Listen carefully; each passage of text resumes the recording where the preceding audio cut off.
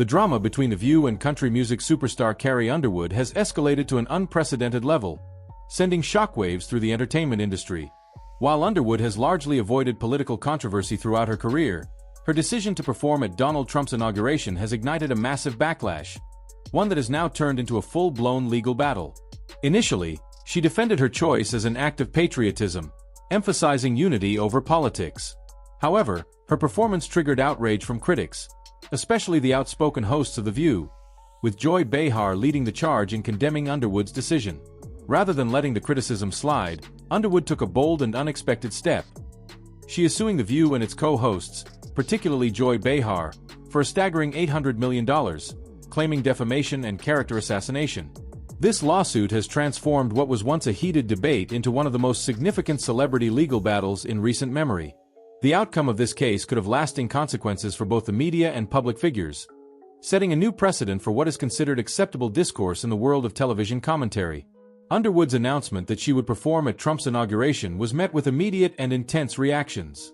While her loyal fan base in the country music world includes many conservative-leaning supporters who appreciated her decision, the reaction from the left was overwhelmingly negative. Social media exploded with calls to boycott Underwood, with hashtags like #CancelCarrie and #CarrieSupportsTyranny trending for days.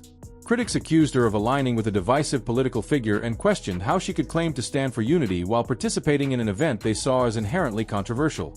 Among the loudest voices condemning Underwood was The View's Joy Behar.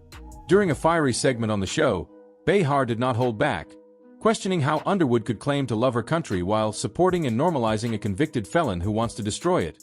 Her words struck a chord with many viewers, reinforcing the divide between those who saw Underwood's performance as patriotic and those who saw it as an endorsement of Trump's policies. But Behar didn't stop at political criticism. She took it a step further, making it personal. She implied that Underwood's decision was not about unity but about advancing a political agenda, accusing her of being out of touch with the values of the American people. The panelists on The View echoed Behar's sentiments, with some suggesting that Underwood was pandering to Trump's base and prioritizing her career over her principles. Rather than issuing a public apology or distancing herself from the controversy, Underwood did something almost unheard of in Hollywood. She fought back. After remaining silent for a brief period, she shocked the industry by announcing that she was suing The View for defamation, claiming that the show's commentary had caused irreparable harm to her reputation and career. Legal experts say that Underwood's lawsuit is unprecedented in its scale. An $800 million defamation case is no small matter, and if she wins, it could force television networks and talk shows to reconsider how they discuss public figures. Underwood's legal team argues that Behar's comments were not just opinion but outright falsehoods designed to tarnish her reputation and incite public backlash.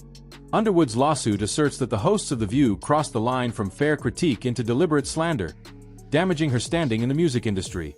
In particular, the suit claims that the show's language framed her as someone actively working against the values of her fans and the country, rather than simply being an artist performing at a national event. As Underwood's lawsuit gained traction, The View found itself under scrutiny. Fans of Underwood rallied behind her, launching social media campaigns with hashtags like #JusticeForCarrie and #StandWithCarrie.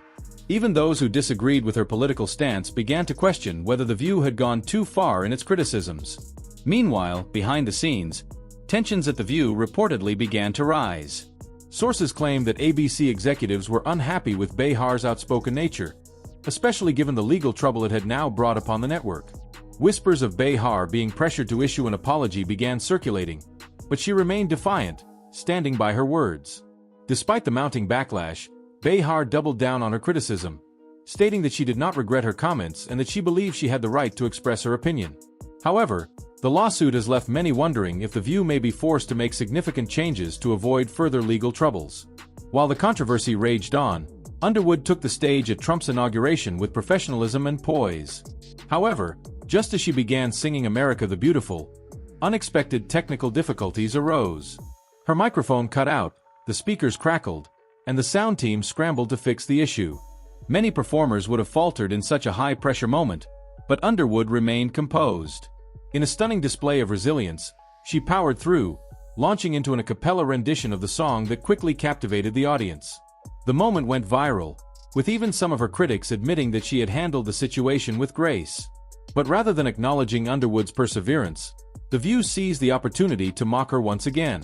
Behar and her co-hosts joked that the technical difficulties were a sign that even the universe didn't want her performing at the event. Their remarks fueled further backlash, with Underwood supporters accusing the show of continuing its smear campaign against her. Underwood's lawsuit isn't just about defending herself, it's about challenging the power of media platforms that have the ability to shape public perception. She is making a statement that words have consequences and that even powerful talk shows must be held accountable for spreading misinformation or engaging in character assassination.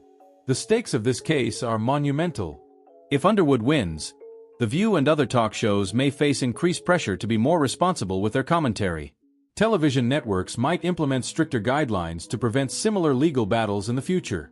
However, if Underwood loses, it could set a precedent that allows media figures to continue making unchecked claims about celebrities and public figures without fear of repercussions. Some argue that this lawsuit is an attack on free speech, but others see it as a necessary step toward media accountability. Behar's critics argue that she has a history of making inflammatory statements without facing consequences, and this could be the moment that changes that. On the other hand, those who support The View worry that this case could make it more difficult for journalists and commentators to speak openly about controversial topics. As the lawsuit moves forward, the entertainment industry is watching closely.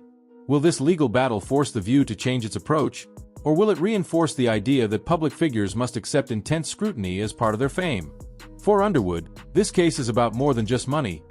It's about standing up for herself and other artists who feel they've been unfairly targeted by the media.